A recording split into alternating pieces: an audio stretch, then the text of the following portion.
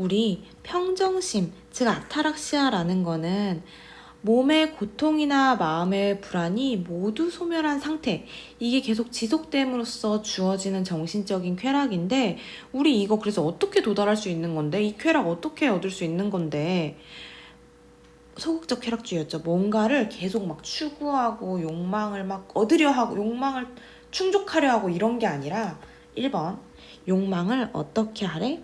절제하자. 욕망을 절제하고 검소하게 살자. 에피쿠로스가 쾌락주의라고 해서 미친듯이 쾌락만 추구한다고 생각할 수 있는데 그런 게 아니에요.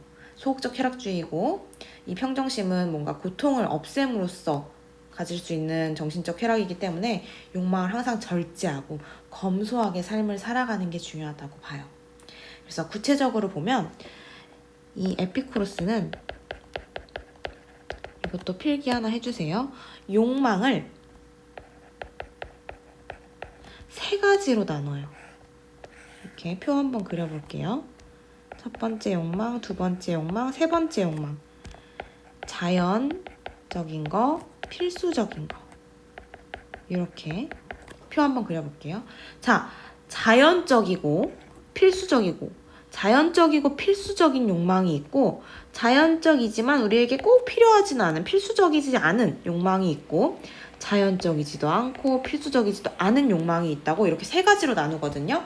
이렇게만 하면 여러분들이 헷갈리기 때문에 예시를 한 가지씩 들어볼게요.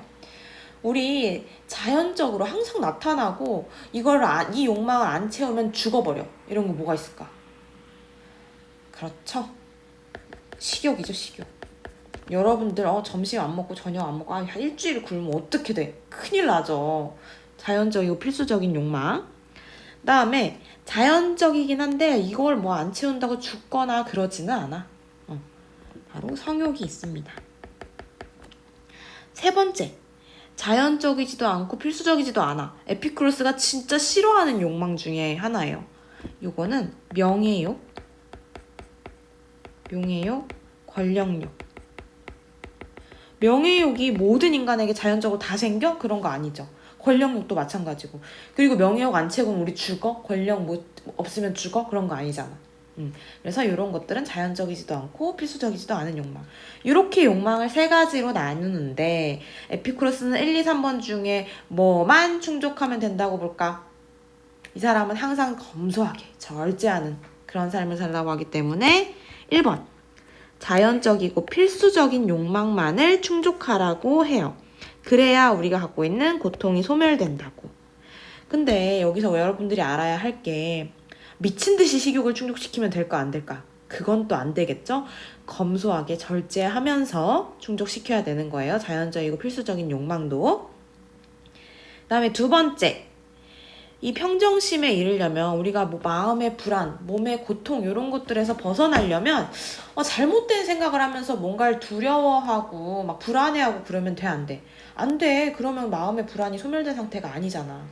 그래서 이 잘못된 생각들에서 벗어나야 되는데, 에피쿠로스는 이런 잘못된 생각들이 뭐 우주, 신, 죽음이라고 하는데, 요 우주나 신 같은 거는 교과서에도 자세하게 해설은 안 되어 있어요. 근데 제가 간단하게만 설명을 할게요.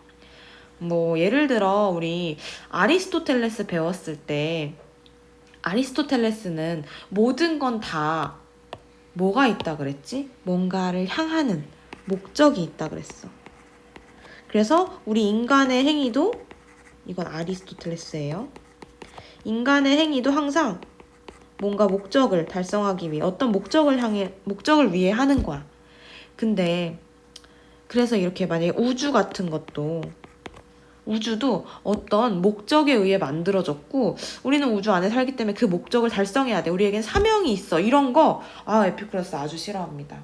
에피쿠로스는 원자론이라는 걸 지지를 해요. 자, 여기부터는 에피쿠로스인데 다른 색깔로 쓸까요? 보라색.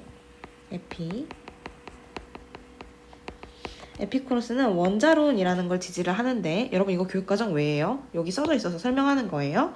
자, 원자론이라는 건 이 세계는 이렇게 수직 낙하하는, 그냥 막 신이 만들고 이런 게 아니라 수직 낙하하는 원자들이 낙하하다가 살짝 잠깐 비틀어져가 둘이 갑자기 부딪혀.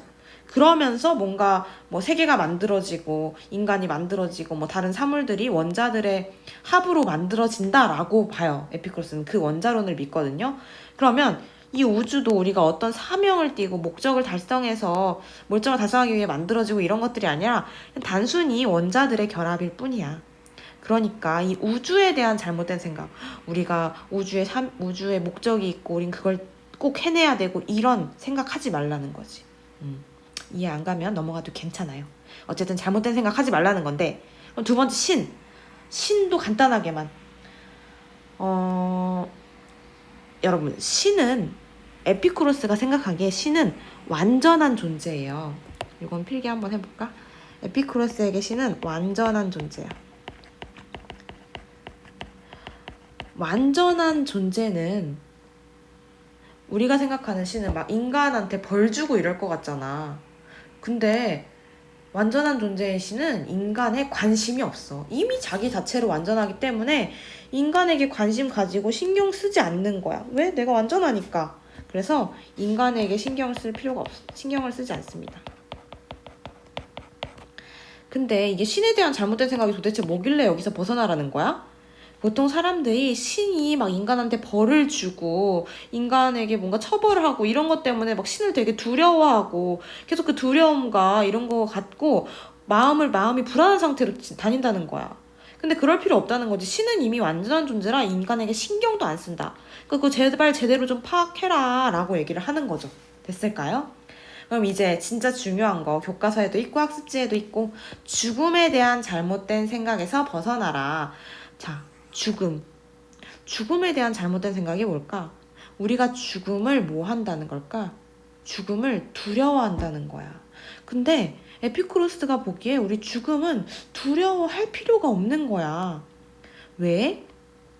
생각해보세요. 아까 제가 원자론 간단하게 설명했는데 세계의 모든 사물이고 세계고 다 원자로 결합된 거면 결국 인간도 뭐로 결합된 거야?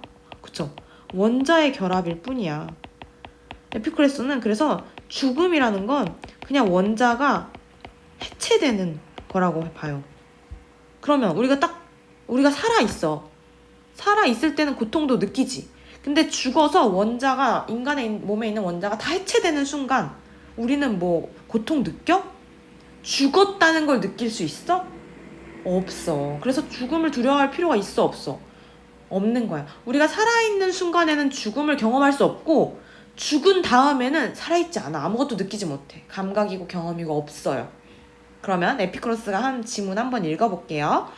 죽음은 우리에게 아무것도 아니다. 그러니까 뭐 할 필요 없다. 두려워할 필요가 없다. 우리가 존재하는 한 죽음은 우리와 함께 있지 않으며, 즉 우리가 살아있으면 죽음은 있어 없어? 없고, 죽음이 존재하면, 즉 우리가 만약에 죽었어. 그러면 우리라는 거, 지금 우리 살아있는 거 있어 없어? 더 이상 존재하지 않아. 그러니까 죽음을 두려워하지 마 라고 얘기를 하는 거죠. 죽으면, 여기 또 정리해볼게요. 이것도 죽으면 이미 존재하지 않으니 죽음을 느낄 수도 없어. 느낄 감각이나 이런 것도 없어. 그러니까 죽음 두려워하지 마. 죽음 무서운 거라고 두려워하면서 그런 잘못된 생각하지 마. 제발 좀 벗어나 라고 얘기를 해요. 요런 것 때문에 고통이 생기니까. 근데 여기서 우리가 이런 욕망들을 구분할 수 있고 우주나 신, 죽음 요거에 대해 잘못된 생각에서 벗어나려면 또 생각을 해야 돼. 그때 필요한 게 뭘까? 바로 이성이라고 봅니다. 그래서 에피쿠로스는 감각과 뭐 경험 계열이라고 보기도 하지만 방금 한 말은 조금 헷갈릴 수도 있을 것 같은데 어쨌든 그 제가 흐름표를 준 게 있을 거예요. 그 흐름표를 보면 뭐 이성주의 중심이라 제가 흐름표 이렇게 처음에 OT 때 한번 보여준 적이 있는데 고대 그리스 사상부터 시작하는 그게 이성 중심 그리고 경험 중심으로 이렇게 흐름이 쭉 간다고 했는데 에피쿠로스가 이 부분에 있어요. 경험쯤에. 그리고 요 이성 중심주의의 스토아가 있고. 그래서 그럼 에피쿠로스는 요 경험 라인에 있으니까 이성은 절대 안 쓰겠네 이렇게 생각할 수 있는데 아니야. 에피쿠로스도 이성을 역할을 중시하기는 해요. 메인이 경험일 뿐이지 경험에 대해서 좀 강조하는. 자, 이성의 역할을 어떻게 중시하냐?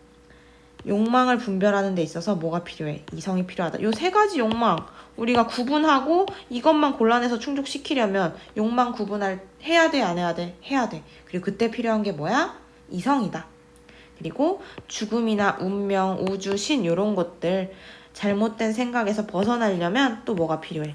이성이 필요하다. 그래서 이성의 역할을 에피쿠로스가 중시했다는 거 이해하고 이제 마지막인데요. 공적인 삶을 멀리했다. 공적인 삶을 멀리해야 함이라고 얘기를 해요. 왜냐면 여기 볼게요. 공적인 인간관계는 즉 우리가 뭐 사회 속에서 사람 섞여들어서 막 사람들과 막 살아가는 거 이런 거는 다툼, 고통, 불안을 일으킬 수 있다는 거야. 특히 그리고 이때 에피쿠로스가 가장 싫어하는 욕망인 명예욕이나 권력욕이 여기서 생긴다고 봐요. 명예욕이나 권력욕이 요 공적인 인간관계를 지내면서 생긴다는 거야. 근데 이 공적인 인간관계를 안 하고 공적인 삶을 안 살면 이런 거 생겨 안 생겨? 안 생겨서 우리가 충족시키지 못하는 그런 고통을 가질 필요도 없어. 그래서 공적인 인간관계 싫고 그러면 공적인 거 싫으면 어디서 살아야 돼? 사적인 공간에서 나의 개인적인 공간에서 아예 막 따로 혼자 살라는 건 아니야. 친구는 있어야죠. 친구와 우정을 나누면서 정의롭게 사는 거 여기 하면서 그리고 막 철학하기도 하고 이야기하면서 살아가는 거를 바로 행복한 삶이라고 얘기를 해요. 그래서 에피쿠로스는 정원, 자기 집에 딸린 부자였나? 학원을 열 정도긴 했어요. 자기 집에 딸린 정원에서 제자들과 토론하면서 철학적인 토론을 하면서 살았다고 합니다. 굉장히 소극적 쾌락주의의 측면을 가진 에피쿠로스였습니다. 그래서 에피쿠로스 다시 요 헬레니즘 시대 간단하게 보고 중요한 건 쾌락주의인데 그 중에서도 소극적 쾌락주의.